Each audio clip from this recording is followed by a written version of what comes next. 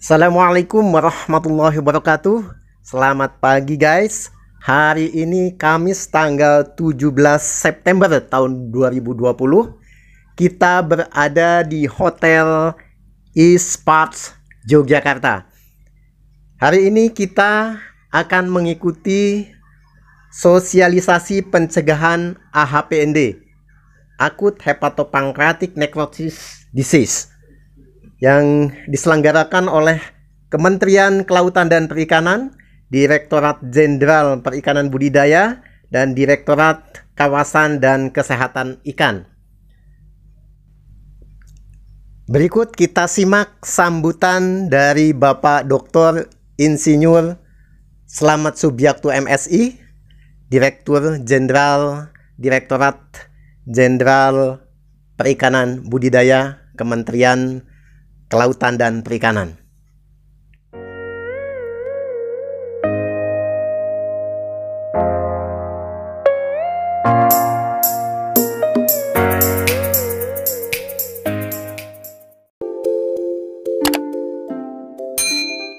Asosiasi ya, dan juga teman-teman semuanya, mungkin dari Dinas Perikanan juga ada yang hadir dalam kesempatan ini ya.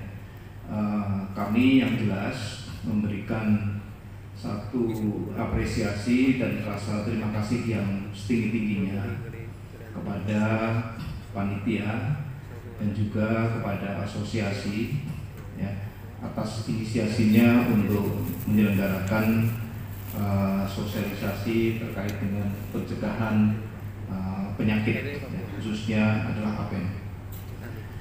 Dalam kesempatan ini juga saya ucapkan banyak terima kasih kepada para narasumber, Bu Naim yang tidak henti-hentinya terus mengkawal kita, memberikan edukasi kepada kita semuanya terkait ya, saya kira bukan hanya APEN saja, tapi berbagai macam penyakit.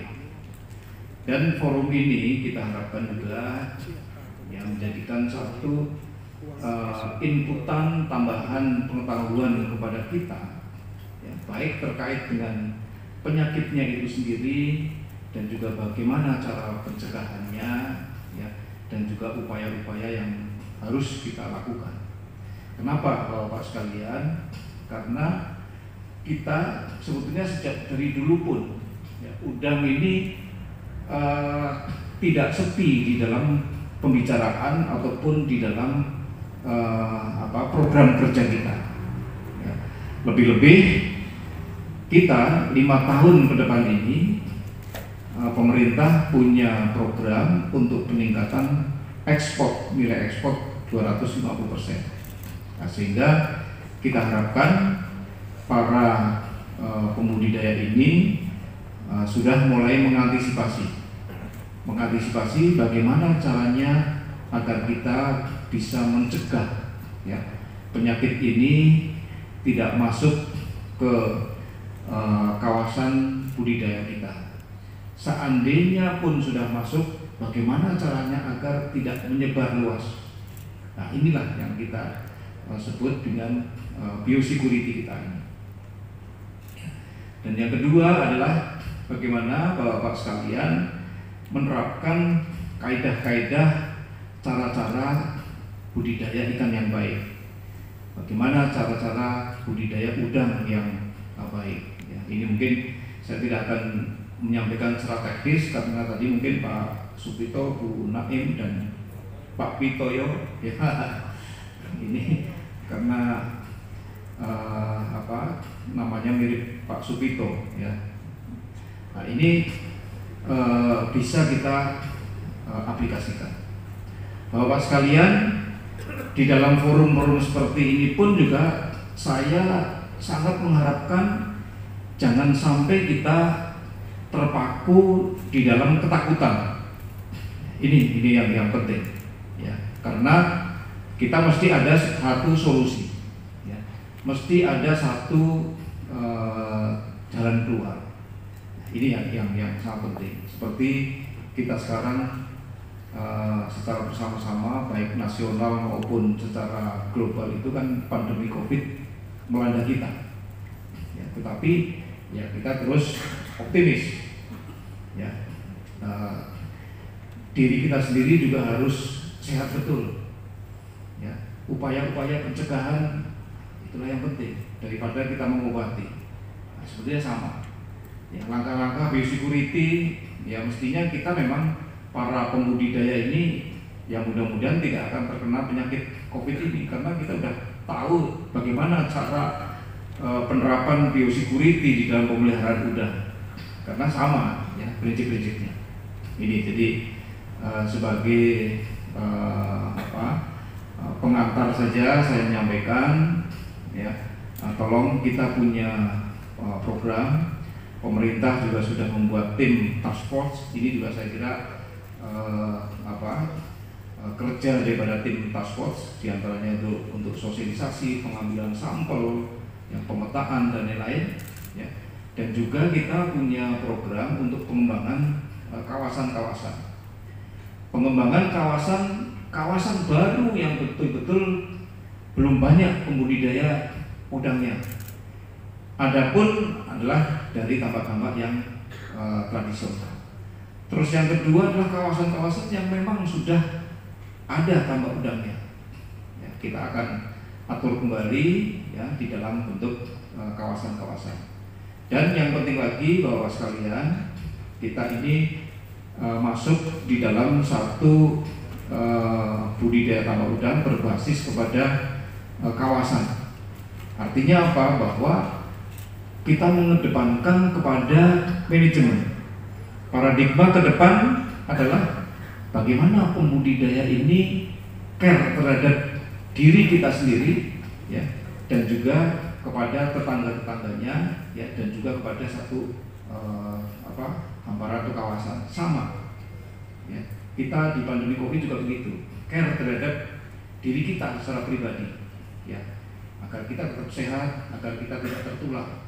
Tetapi juga care juga terhadap keluarga kita, anak istri kita, orang yang dekat kita, teman kita, dan lain-lain, yaitu dengan kita mencegah penyakit agar tidak tertularkan sama. Ya. Kalau dulu adalah berbudidaya tambak udang itu untuk dirinya sendiri. Ya. Kalau kita sakit, tanpa peduli kita buang limbah, ataupun di dalam kita berbudidaya, ya, tanpa melihat kanan kiri. Nah, kita harapkan, saya mengajak kepada semuanya, berbudidaya kita ini secara kolektif, secara bersama-sama di dalam satu kawasan. Ini yang perlu kita tumbuh kembangkan, ya. Jadi misalnya kalau kita ada yang sakit, kita memberitahu yang lain dan kita mengekip agar ini tidak tersebar. Kalau budidaya dalam satu kawasan, tetangga kita di sana ada yang berbudidaya tradisional, kita juga wajib untuk membina mereka. Karena kalau nanti mereka membuang limbah ataupun ada penyakit, bisa juga kita tertular, seperti begitu. Sehingga lebih kepada kepedulian kepada lingkungan kita, ya, secara sosial. Ini yang kita akan bangun, kita akan kembangkan, ya, sebagai satu berbudidaya tambak udang, ya, dengan model kawasan.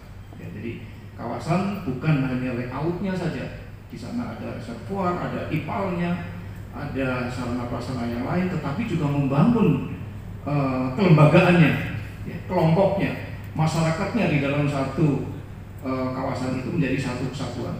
Nah, tentu saja di dalam kawasan itu harus ada pemimpinnya, ya, harus ada yang dituakan di sana, yang mereka memberikan selalu masukan ataupun arahan, ya, terkait dengan benur misalnya, air misalnya, atau pakan ataupun jenis probiotik ataupun apa dan lain-lain, sarana prasarana yang masuk di sana. Nah, ini harus ada manajemen kawasan itu yang diketuai oleh satu orang, ya, atau mungkin di situ dalam bentuk satu kelompok, ya, yang mereka sudah betul-betul percaya mumpuni untuk membuat satu kawasan itu menjadi terlindungi. Ya, ini saya kira yang penting, ya, di dalam kita menjaga agar kawasan kita ini, ya, tidak tembus, ya, dari segala macam penyakit, seandainya ada pun tidak menyebar kemana-mana. Ini langkah-langkah yang harus kita antisipasi. Ya. Nah, saya sebetulnya memimpikan itu. Ya, ada kabupaten yang betul-betul menerapkan manajemen kawasan dengan baik. Bahkan termasuk juga kemarin saya tantang di Pemalang, Pak Pitoyo kemarin, saya juga baru dari Pemalang ya. Saya senang sekali di sana menyelenggarakan juga sosialisasi seperti begini. Ya, saya tantang dan juga kepada teman-teman semuanya, ada nggak kira-kira di dalam satu kawasan itu yang akan membuat satu IPAL komunal? Nah, pemerintah nanti yang akan membangun. Ya. Nah, tolong pikirkan lahannya siapa, bagaimana manajemen untuk usahanya, manajemen di dalam satu kawasan itu. Artinya apa? Kalau sudah di dalam manajemen satu kawasan, itu adalah apapun yang terjadi dalam satu kawasan itu. Misalnya, kita punya lahan 1 hektar, ada yang 22 hektar atau 3 hektar ataupun setengah hektar. Siapa nanti yang akan dijadikan reservoirnya? Siapa yang akan dijadikan IPAL-nya? Siapa yang akan dijadikan lahan untuk produksinya? Jangan khawatir kalau lahan kita dijadikan IPAL-nya saja. Karena apa? Nanti hasilnya adalah berdasarkan kawasan, persentase luasan yang dimiliki. Karena apa? Fungsinya adalah mensupport dalam satu kawasan yang berkelanjutan. Ini yang kita akan coba bangun, dan saya tawarkan ya kepada teman-teman semuanya, kalau ada yang menyediakan, pemerintah siap untuk membangun model IPAL komunal tersebut. Ya, jadi saya kira bahwa ibu sekalian, ya, sekali lagi ya, mudah-mudahan ini semuanya menginspirasi kita agar kehati-hatian, tapi bukan kehati-hatian dalam arti kita ketakutan, itu bukan, ya, nah, tetapi dengan penuh kewaspadaan, ya, perhitungan agar usaha-usaha yang kita lakukan itu bisa berhasil, ya, bebas dari penyakit, ya, dan juga dari sisi usahanya terus bisa berkelanjutan. Ya, saya kira itu yang saya sampaikan. Terima kasih. Assalamualaikum warahmatullahi wabarakatuh.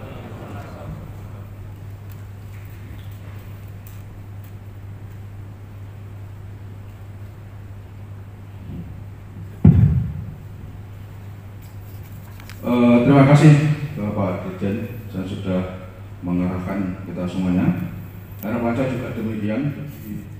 Di pantai selatan memang tadi saya sampaikan bahwa status di pantai selatan itu yang daerah Purworejo, Pak Dirjen, itu sampai sekarang statusnya belum jelas, dari kabupaten juga belum ada perdanya. Terusan kalau memang itu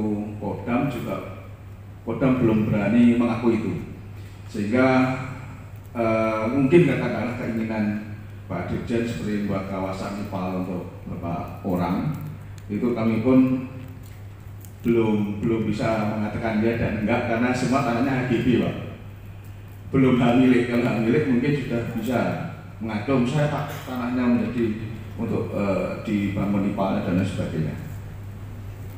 Gitu Pak Dirjen. Terima kasih atas kajiannya di Pantai Selatan. Harapan saya ke depan Bapak Dirjen bisa mendukung kegiatan-kegiatan yang ada di Pantai Selatan, terutama di Pantai Udam dari Jogja sampai Cilacap.